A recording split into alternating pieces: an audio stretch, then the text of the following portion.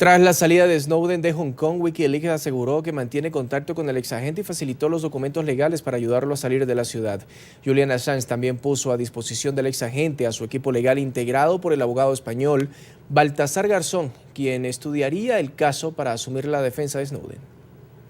El escape de uno de los hombres más buscados por Estados Unidos se da un día después que Julian Assange saliera en su defensa, en un discurso que debía dar en Londres, pero que fue publicado en Twitter. La aparición del fundador de Wikileaks tuvo que ser cancelada, al parecer por motivos de seguridad. El gobierno de Estados Unidos nos está espiando a todos y cada uno de nosotros, pero es Edward Snowden el que está acusado de espionaje por haber revelado una información confidencial. Hemos llegado a una situación en la que servir a la humanidad ya no otorga un premio Nobel de la Paz, sino una acusación de espionaje del Departamento de Justicia de Estados Unidos. Horas después, también a través de Twitter, Wikileaks reveló que había ayudado a Edward Snowden a realizar sus planes. Flash. Wikileaks ayuda al asilo político de Snowden, facilitando documentos y salida segura de Hong Kong hacia un país democrático. Más información pronto. Coincidencialmente, Julian Assange se encuentra refugiado en la Embajada de Ecuador, el mismo país al cual Snowden solicitó asilo y que recibiría al exagente en las próximas horas si es que logra salir de Rusia. De acuerdo con declaraciones hechas por el periodista australiano, su equipo de abogados se ha mantenido en contacto con Snowden desde su ida a Hong Kong a finales de mayo. El jurista español Baltasar Garzón sería uno de los abogados en la causa del exagente. Garzón también ha colaborado en la defensa de Julian Assange. El equipo legal de Wikileaks y yo estamos interesados en preservar los derechos del señor Snowden como persona. Lo que se le está haciendo al señor Snowden y al señor Assange por facilitar revelaciones de interés público es un ataque contra el pueblo.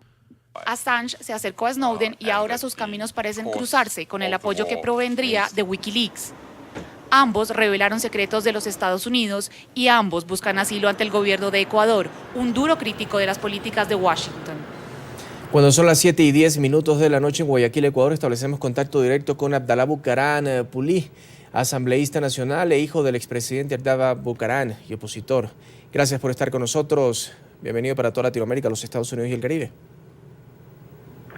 Sí, buenas noches. Un saludo a todos los televidentes de NTN 24 en América Latina y el mundo. Buenas noches. Bien, en este momento pues ya Ricardo Patiño estaría anunciando una nueva posibilidad de asilo a alguien que ha revelado información secreta en los Estados Unidos. ¿Qué busca? ¿Qué cree usted que busca el gobierno de Rafael Correa con este tipo de acciones? ¿Enemistarse con los Estados Unidos o como ellos han dicho, defender la libertad de expresión?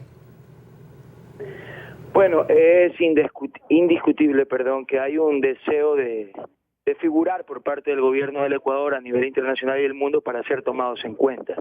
Es curioso revisar que precisamente a pocos días de haberse aprobado en Ecuador una ley de comunicación que atenta contra la libertad de expresión, que busca penalizar el libre pensamiento en el Ecuador, quiera aparecer el gobierno ecuatoriano como defensor de los derechos humanos, de los derechos de libertad de expresión, implorándole, rogándole un poco más a este caballero que fue descubierto en situaciones de espionaje para que vaya a la embajada del Ecuador y poder causar polémica y ser reconocido. Yo creo que es un sentimiento narcisista, es un sentimiento lleno de doble moral que mientras a los ecuatorianos se nos está persiguiendo, se nos quiere mandar a la cárcel por expresar nuestra opinión, a extranjeros se les brinda asilos, marcando la doble moral con la que gobierna ya tradicionalmente el gobierno de Rafael Correa.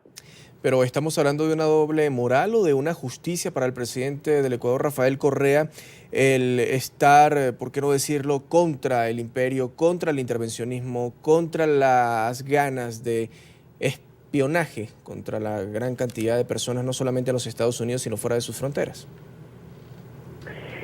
Le repito, yo creo que la intención es de tener cierto protagonismo a nivel internacional y esa es una intención desesperada que la ha demostrado el gobierno del Ecuador a través de su canciller Ricardo Patiño, que hizo gestiones que inclusive fueron vergonzosas porque sabía que no iba a tener ningún éxito y fue a hacer el ridículo, por ejemplo, con el tema de cuanto a la Comisión Interamericana de los Derechos Humanos, pero no es que no tenga sustento la postura del Ecuador referente a esos temas, sino que quien proclama, quien lidera las tesis, no tiene la calidad moral para argumentarla cuando es el primer gran violador violador de derechos humanos en su propio país y contra los ecuatorianos. Entonces, yo no creo que haya un interés legítimo de defender los derechos humanos de ningún individuo, que eso puede ser respetable como Estado, eso puede ser analizable en el hecho de que un Estado quiera defender por encima del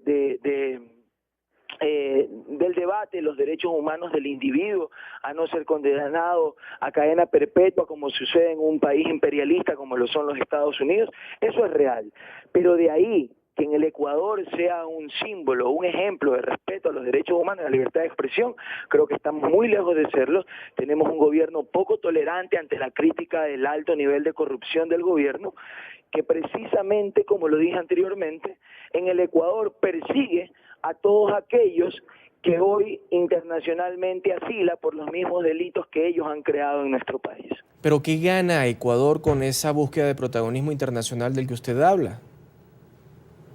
Tenemos un gobierno narcisista, tenemos un presidente de la República que está enamorado del mismo, que se ve todos los días al espejo y se siente Dios y piensa que es el hombre más poderoso de la historia del Ecuador. Entonces, sencillamente a Rafael Correa le gusta que hablen de él, le gusta causar polémica, le gusta pensar que es importante para el mundo cuando él sabe que realmente la gestión de gobierno de los últimos 6 años de gobierno de Rafael Correa no ha dado nada más de qué hablar para el mundo que no sean escándalos y polémicas referentes al poco nivel de tolerancia y de democracia que existe en el Ecuador, cuando hay leyes amañadas, cuando se sigue persiguiendo judicialmente a líderes por temor de enfrentarlos en las urnas, como sucedió en las últimas elecciones en contra del expresidente Bucaram, al cual Rafael Correa tuvo miedo de enfrentarlo en las urnas porque sabía que eso hubiese impedido su inmediata reelección, y él está enamorado de él, está enamorado del poder y del dinero del petróleo, por el cual se olvida que Estados Unidos y China son imperios y sí vive entregado de rodillas a ambos países. Señor Bucaram, pero sus palabras son muy parecidas a las de la oposición en Venezuela cuando Hugo Chávez estaba en vida. Tal vez es que se parecen mucho Rafael Correa y el extinto Hugo Chávez.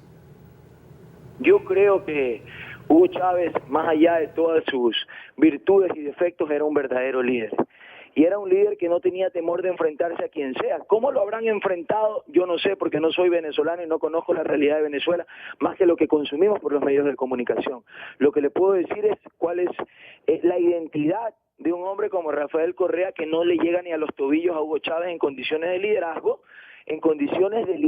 no estoy hablando de la persona, y que busca desesperadamente venderse como el nuevo Hugo Chávez de la región cuando sabe que no tiene ni el dinero, ni el liderazgo, ni el poder que tenía Hugo Chávez, que le permitió hacer eso en todo el continente al ayudar a muchos países económicamente, incluidos el Ecuador. Abdalá Bucaram, asambleísta nacional e hijo del expresidente Abdalá Bucaram y opositor. Gracias por haber estado con nosotros en el informativo de NTN 24.